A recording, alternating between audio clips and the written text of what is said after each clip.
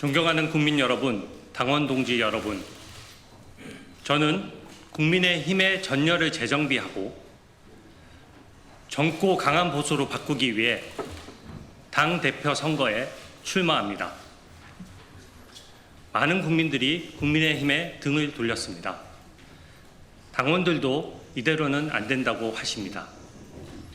갈등과 무기력이라는 악순환에 빠져 있습니다.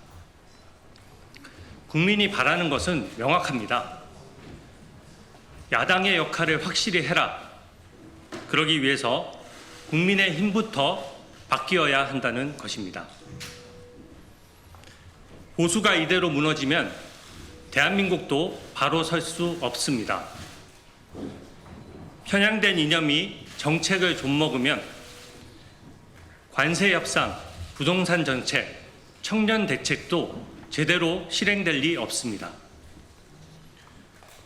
우리는 함께 또 다시 일어나 보수를 현대화해야 합니다.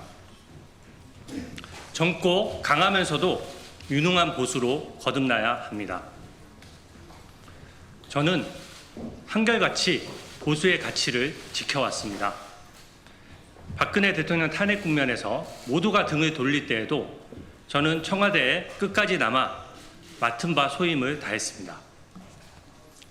문재인 대통령 지지율이 70%를 넘을 정권 2년 차에도 저는 환경부 블랙리스트 사건을 원칙대로 수사했습니다. 그때도 지금처럼 온갖 협박과 공격에 시달렸지만 권력의 눈치를 본 적이 없습니다. 어떤 외압에도 굴하지 않았습니다. 정권의 비리를 밝혀낸 대가로 자천됐지만 미련 없이 직을 던졌습니다. 변호사 시절 문재인 정부가 검언 유착 프레임으로 언론사를 공격하며 폭주할 때 저는 불이익을 무릅쓰고 약자인 기자 편에 서서 언론 자유를 위해 함께 싸웠습니다. 저는 위기에 강하고 싸울 줄 압니다. 늘 최전선에서 민주당의 폭주와 이재명의 방탄에 맞서왔습니다. 묵묵히 국민만 보고 이재명 정부의 여러 난맥상도 지적해왔습니다. 민주당으로부터 무수히 많은 고발과 거짓 모함을 받았지만 스스로가 당당하게 살아왔기에 단 한 번도 물러서지 않았습니다. 이런 한결같은 강인함만이 보수를 재건할 수 있다고 생각합니다. 저 혼자서는 할 수 없습니다. 강인함은 동료들과 함께 갈 때 비로소 진짜 리더십이 된다고 생각합니다. 그동안 저는 우리 당 누구의 요청에도 흔쾌히 힘을 보태왔습니다. 계파, 직위, 나이, 성별을 가려본 적이 없습니다. 저는 혼자도 강하지만 팀으로 일할 때 더 강합니다. 저에게 함께 일할 팀을 붙여주십시오. 당 지도부가 컨트롤 타워가 되어서 상임위와 개별 의원들의 투쟁력을 확 높여 놓겠습니다. 저는 진심으로 우리 당의 저력을 믿습니다. 국민의 뜻을 받들어 당을 개혁하겠습니다. 첫째, 일하는 국민의 힘이 되어야 합니다. 정권 초는 정책과 인사의 방향이 정해지는 중요한 시기입니다. 국익을 위해 정부 여당을 견제하고 더 나은 대안을 제시해야 합니다. 먼저 일할 수 있는 시스템부터 갖추겠습니다. 중진 의원들 위주의 경직된 의사결정 구조부터 당장 바꾸겠습니다.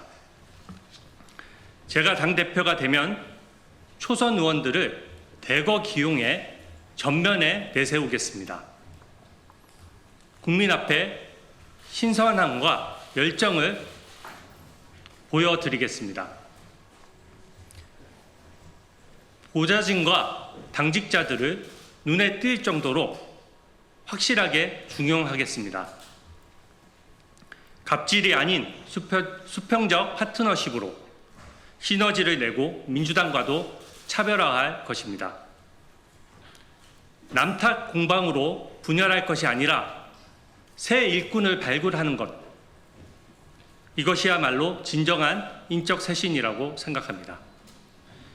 일하는 사람이 힘나도록 신상필벌 원칙도 확립하겠습니다. 제가 당대표가 된 후 일어나는 해당 행위에 대해서는 그 누구보다 단호하게 대처해서 기강을 잡겠습니다. 둘째, 민주당과 차별화된 정책으로 대한민국 미래를 지키겠습니다. 특히 청년 대책과 지방 균형 발전에 집중하겠습니다. 청년에게 빚을 떠넘기는 데 급급한 민주당은 절대 못할 일이기에 우리 국민의힘이 해야 합니다. 대기업의 20대 비중은 불과 2년 사이에 25%에서 21%로 급감했습니다. 청년의 사회 진출이 늦어지면서 청년의 이해관계를 대변할 통로는 점점 좁아지고 있습니다. 청년 일자리와 주거 문제부터 해결해야 출산율도 회복될 것입니다. 국민의힘은 2030 세대의 절박한 목소리에 더 귀 기울여야 합니다. 청년의 권익을 대변하는 그런 정당이 되어야 국민의힘의 미래가 있습니다. 지방의 인구 유출과 수도권의 과밀화는 정말 심각한 수준입니다. 현재 대한민국처럼 수도권에만 몰려서 한정된 국토만 이용하는 나라는 세계적으로 없습니다. 지방에 양질의 일자리와 인프라를 많이 만들면 수도권 과밀화도 막고 덩달아 수도권 집값도 잡을 수 있습니다. 획기적인 수준의 지방 균형 발전이야말로 대한민국의 경쟁력도 살리고 국토도 고루 활용하는 길이라고 확신합니다. 셋째, 민주당은 절대 하지 못할 개혁부터 추진하겠습니다. 차별화 전략입니다. 출판 기념회를 통해 국민 몰래 돈을 걷거나 약자에게 갑질하는 행태부터 근절하겠습니다. 어제 강선우 의원이 여론에 떠밀려 물러났지만 끝내 상처 입은 보좌진들에 대한 진심 어린 사과는 없었습니다. 구조화된 갑질을 없애야 합니다. 권력자라고 해서 법 앞에 특혜를 보거나 방탄하지 못하도록 하겠습니다. 민주당은 요상한 TF까지 만들어서 이재명 대통령의 대북 송금 재판 등을 공소 취소하려고 길을 쓰고 있습니다. 국민과 함께 제가 막겠습니다. 이념에 치우친 친중 친북 정책으로 인해 대한민국 국민이 오히려 역차별 당하는 일이 없도록 하겠습니다. 외국인이 우리 국민의 세금을 부당하게 빼먹을 수 없도록 각종 제도를 패키지로 손볼 것입니다. 넷째, 잘못된 과거와의 단절은 필수입니다. 계엄을 옹호하거나 전직 대통령의 복귀를 주장하는 것은 우리 당의 확장성을 스스로 가두는 것입니다. 과거에 얽매일수록 선거 패배는 반복될 수밖에 없는 구조입니다. 당과 윤 전 대통령 모두에게 도움이 되지 않습니다. 윤 전 대통령도 그 사실을 알기에 당에 부담을 주지 않고자 자진 탈당을 했던 것입니다. 전직 대통령이나 현직 대통령이나 법 앞에서는 누구나 평등합니다. 절차의 적법성은 보장받되 특권은 누릴 수 없고 마음에 들지 않는 결과도 수용해야 합니다. 이것이 국민의힘이 민주당과 본질적으로 다른 부분입니다. 우리는 여당으로서 역할을 제대로 하지 못해 정권을 잃었고 대선에서 패배했습니다. 과거에 책임 있는 분들이 당을 앞장서서 이끌 수는 없다고 생각합니다. 당을 위해서 묵묵히 헌신하면서 백의종군하는 시간이 필요합니다. 그렇다고 해서 인적 청산만을 강조한 나머지 당이 쪼개지거나 개헌 저지선을 위협해서는 안 됩니다. 정치는 현실입니다. 개혁은 민주당의 독재를 막고 국민의 자유를 지키기 위한 수단이어야 합니다. 이재명 정부와 민주당은 거대 권력에 취해서 야당 없는 독재 국가, 대통령 재판의 공소 취소, 사법체계의 장악과 대통령 연임까지 꿈꾸고 있는 실정입니다.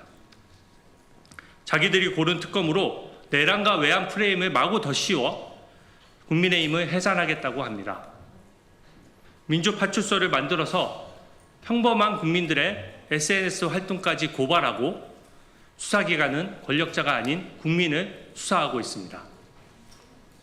이런 민주당의 폭주 상황에서 개헌 저지선까지 무너뜨리는 것은 역사에 죄를 짓는 것입니다.